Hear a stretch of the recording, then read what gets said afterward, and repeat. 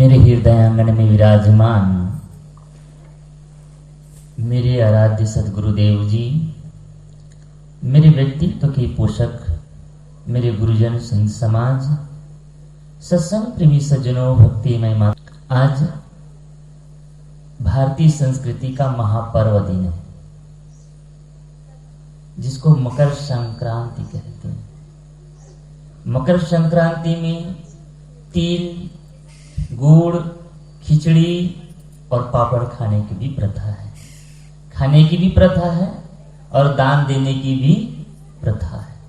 इसीलिए एक दूसरे घर हम समर्पित करते हैं, बांटते भी हैं। और गुजरात प्रांत में आज के दिन पतंग भी उड़ाई जाती है, इसका महोत्सव भी होता है। तो भारतीय संस्कृति के दृष्टि से, और भारतीय संस्कृति की जब बात आती है ना, तो मैं एक बात सदैव कहता हूं कि भारतीय संस्कृति का जितना भी पर्व है, जितना भी त्योहार है, वो हमारे प्रकृति से जुड़ी हुई है, प्रकृति से। दीपावली का भी पर्व मनाते हैं, नया वर्ष भी जो हम मनाते हैं ना, अभी का जो नया वर्ष आपने 1 जनवरी को मनाया, ये भारतीय संस्कृति का नया वर्ष नहीं है, इस पश्चात संस्कृति का कैलेंडर है जो ईसा मसीह से प्रारंभ होता है। और हमारी संस्कृति ईसा मसीह से प्रारंभ नहीं होता है, सही है ना। विक्रम संवत हो, विक्रमादित्य से प्रारंभ होता है। और आप यहाँ जितने लोग हैं वो सबसे पूछूंगा कि आज कौन सा संवत चल रहा है, तो शायद किसी को पता। भारतीय होने का हम डिंग हाँकते हैं ना, अपने को हिंदू भी कहते हैं, लेकिन किसी को नहीं पता होगा कि अभी कौन सा संवत चल रहा है। सन कहें तो बता देंगे, 2023 लग गया है, कैलेंडर जाकर देखिएगा, मैं नहीं बताऊंगा। सब नहीं बता दूंगा तो आप क्या करेंगे, लेकिन देखिएगा अभी कौन सा संवत चल रहा है, ये पता लगाइएगा। उसी कैलेंडर में लिखा है सबसे पहला पेज में। तो आज के दिन कभी 14 तारीख होता है और कभी 15 तारीख होता है। इस डेट में आज के दिन से ही मकर राशि में सूर्य प्रवेश करता है, और आज ही के दिन से जब मकर राशि में सूर्य प्रवेश करता है तो दक्षिणायन से उत्तरायण की ओर सूर्य का गमन होता है। आप सब महाभारत का वो कथा याद है, जब भीष्म पितामह बाणों के सैया पर लेटे हुए थे तो प्राण नहीं त्यागे। कब तक? जब तक उत्तरायण नहीं लग जाता। उसने कहा जब तक उत्तरायण नहीं लग जाता तब तक मैं प्राण नहीं त्यागूंगा। क्यों? भारतीय संस्कृति में ऐसा माना जाता है, उत्तरायण काल में जो मरता है, देह त्याग करता है, वो मुक्ति अवस्था को भी प्राप्त करता है। ये कथा आती है। कहने का तात्पर्य है कि जब माहौल मौसम आता है, मैंने कहा कि नया साल कब लगता है पता है? चैत में। चैत एकम के ही नया साल हिंदी। और उस समय क्या होता है, भारत के ही नहीं पूरे विश्व में प्रकृति में एक परिवर्तन आता है। कितनी गर्मी रहती है, उस गर्मी के समय में भी सभी वृक्षों में, पेड़ों में नया फूल खिलाते हैं, नए पत्ते आ जाते हैं, नया जीवन आता है ना। तो नया जीवन की शुरुआत तो नया वर्ष होगा ना, सही कि नहीं? और उसी समय से हमारे जीवन में बहुत सारे बदलाव भी आते हैं। मैं कह रहा था कि भारत की जितनी भी पर्व है, संस्कृति है, त्योहार है, वो सब कहीं ना कहीं प्रकृति की व्यवस्था से जुड़ी हुई है। क्यों जुड़ी हुई है? इसका भी वैज्ञानिक कारण है, क्योंकि हमारे देश का जो प्राचीनतम ग्रंथ है ना, और हमारे देश का ही नहीं, पूरे विश्व का सबसे प्राचीनतम ग्रंथ, प्राचीनतम साहित्य कौन है पता है? वो है ऋग्वेद। वैसे 4 वेद होता, ऋग्वेद, सामवेद, यजुर्वेद और अथर्ववेद, लेकिन सबसे बड़ा वेद जो है वो ऋग्वेद है, और सबसे पुराना ग्रंथ ऋग्वेद ही है। और उस ऋग्वेद में हमारे प्रकृति की जितनी भी शक्तियां हैं, उन्हीं शक्तियों की उपासना में, स्तुति में ही लिखा गया ग्रंथ है। याद रखिए, प्रार्थना में लिखा गया, स्तुति में लिखा गया ग्रंथ है।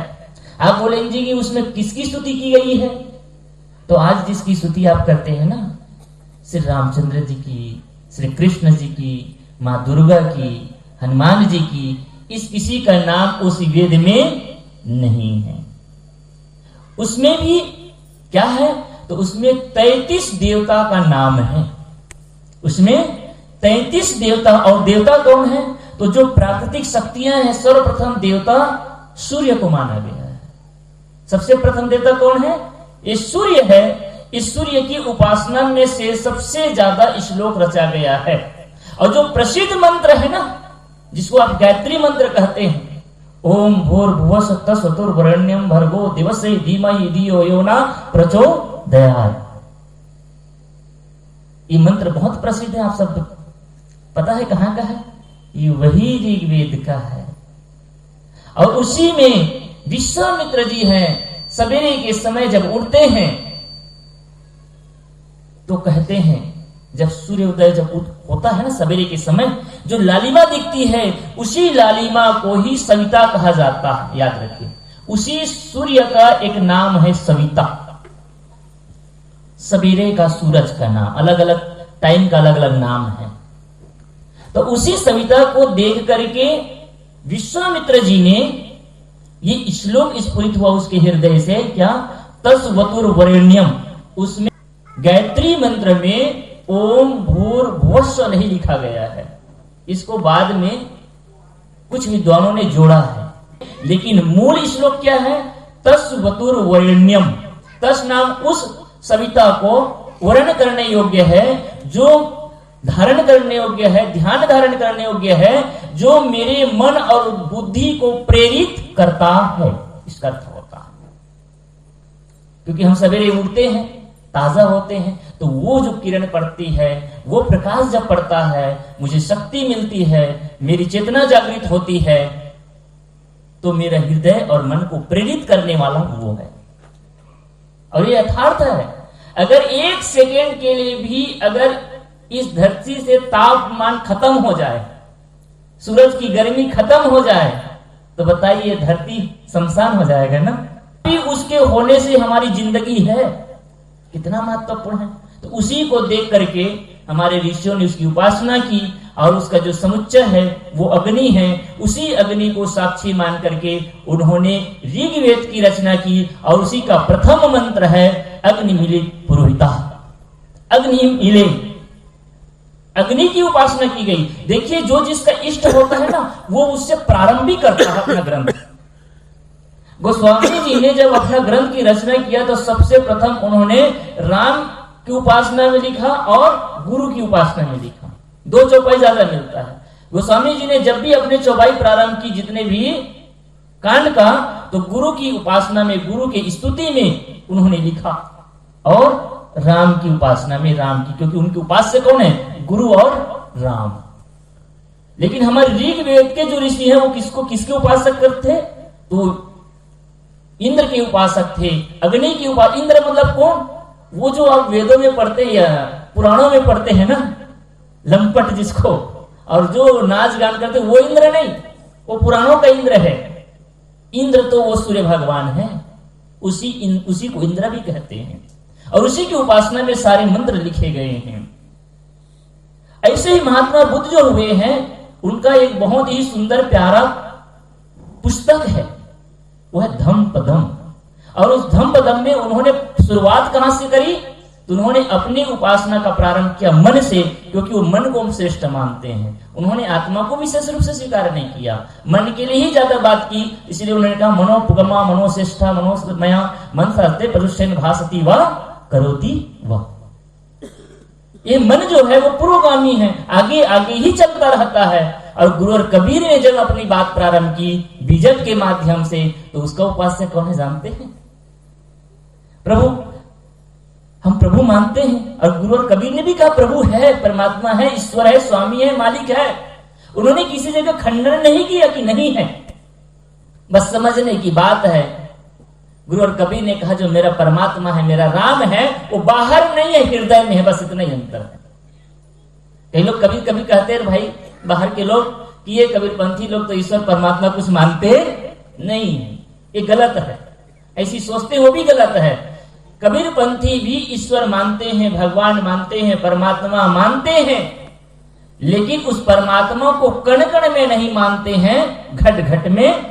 घट घट में वही साइक बसत है, कटुक वचन मत बोल रे, घूंघट के पट खोल रे, तो को पीऊ मिले।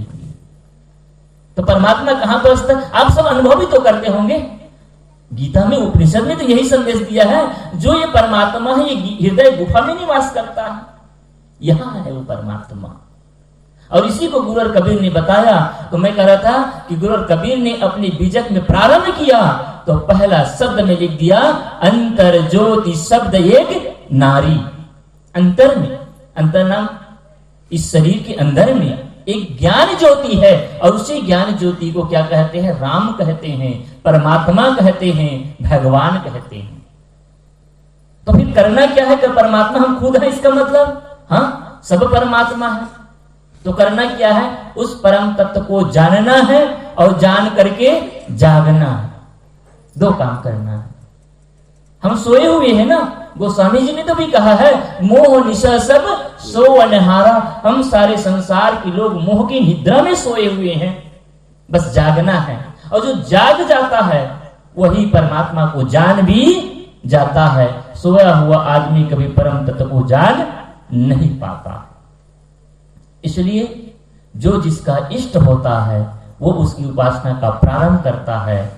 आज हम सब के लिए सौभाग्य का दिन है कि ऐसे सुंदर पावन दिन में, और आज के दिन ना आप कभी इलाहाबाद चले जाइए, जिसको आज प्रयागराज के नाम से जानते हैं, जितने भी तीर्थ स्थल है उसमें स्नान करने का, दान करने का महापर्व है।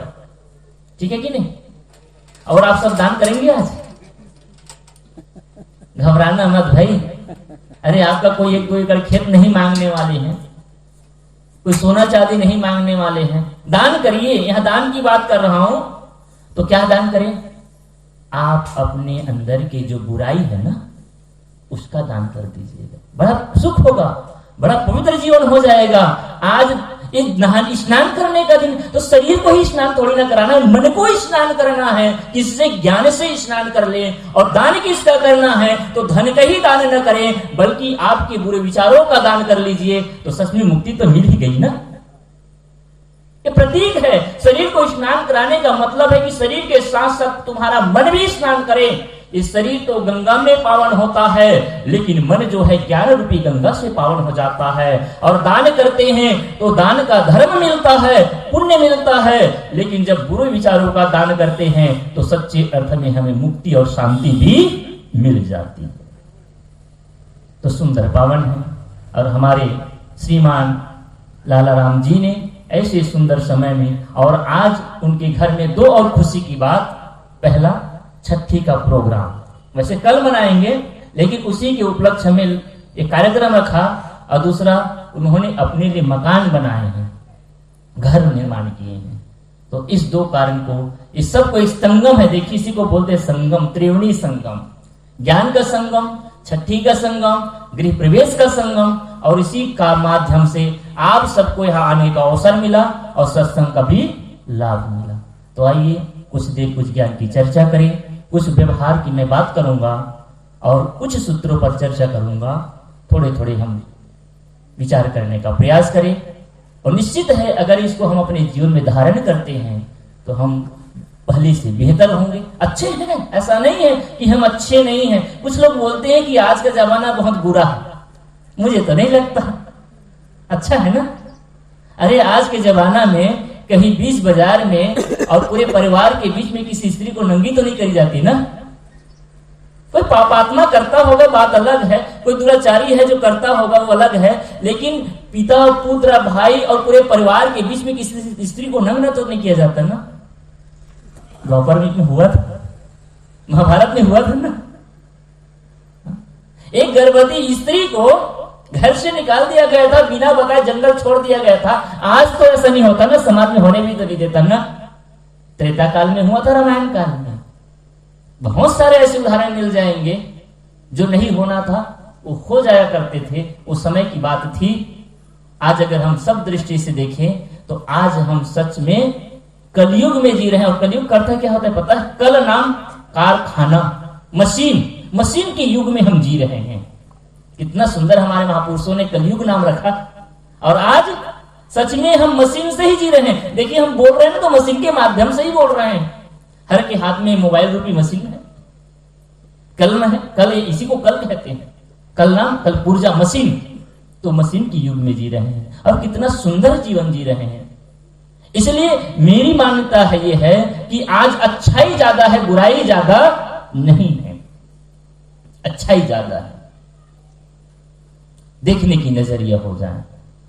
आप देखिए, आप किसी तरफ जाइए, कहीं भी जाते हैं, कभी धोखा से कोई किसी को मार दे, कभी कोई गलत कर्म हो जाए, उसकी बात एक दो होगी।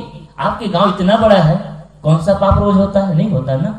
लेकिन एक छोटी सी घटना आपके पूरे अंचल में होगी ना, वो इतना हाईलाइट होगा, इतना हाईलाइट होगा कि सबके जेहन में वो चला जाएगा, सब में दहशत आ जाएगा, डर पर बैठा दिया जाएगा कि एक आदमी है, किसी ने अमुक को मार दिया है, उधर जाओ ही मत। सही कि नहीं? लेकिन आपके गांव में सत्संग हो रहा है, छुई खदान में भी किसी को पता नहीं चलेगा। अच्छाई दिखती नहीं है और बुराई जल्दी दिख जाती है। इसलिए लोग कहते हैं कि आज बुरा वक्त चल रहा है, आज का जमाना खराब है। अच्छा ठीक है, आज जमाना खराब है, तो खराब किसने किया है? इसका मतलब मैं खराब हूं ना। अगर जमाना खराब है, अगर हम ऐसा बोलते भी हैं, तो इसका मतलब क्या होता है कि मैं खराब हूं, क्योंकि मेरे से ही तो समाज बनता है, व्यक्ति से ही परिवार बनता है, परिवार से समाज बनता है और समाज से ही राष्ट्र का निर्माण होता है। अगर हमारा राष्ट्र खराब है, अगर हमारा समाज खराब है, तो इसका मतलब हमारा परिवार खराब है। अगर हमारा परिवार खराब है, तो इसका मतलब है कि हम खराब हैं। बदलने की किसकी जरूरत है? न परिवार को बदलने की जरूरत है, न समाज को बदलने की जरूरत है, और न ही राष्ट्र को बदलने की जरूरत है। अगर हम अपने को बदल लेते हैं तो परिवार भी सुधर जाएगा, परिवार सुधर गया तो समाज भी सुधर जाएगा, और समाज भी सुधर गया तो राष्ट्र भी सुधर सकता है।